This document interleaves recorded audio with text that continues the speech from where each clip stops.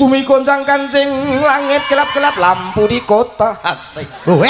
Apa enak kok suluk lampu di kota iki Wis menang percaya aku. Ya percaya. Ki ning desamu dhewe lho, Mat. Aja sampai kleru. Syukur alhamdulillah ya, Nok. Saya apik. Pak, jenengan gak iso no, Pak? Iki mono muridku. Kok muridin? Tapi kok apik mriki ketinggalan? Coba. Syukur alhamdulillah ya, Nok, bengi iki awake dhewe iso sowan ana ing tlatah Sumengko, Kecamatan Kalitidu, Kabupaten Bojonegoro. Iya, Yung. Pak, apik kene, Pak, ketoke, Pak. Yen tak mat-mat iki anggere awake dhewe sok-sok tampil nang gone Bojonegoro ki mesti kebak karo penonton kok ya, Nak ya. Iya, Yung.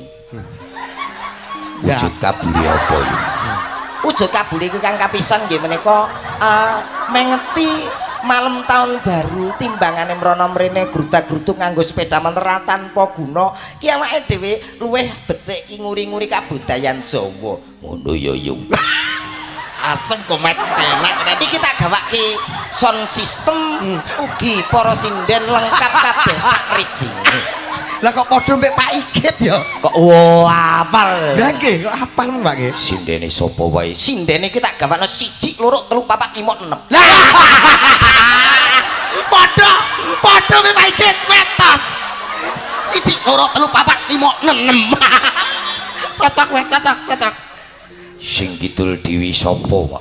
Sing kidul dhewe kae ya sapa kae? Duh. Pak Igit niku apal, sindene sinten apal. Wonten Mbak Febri ingkang mijil saking kondi, Pak?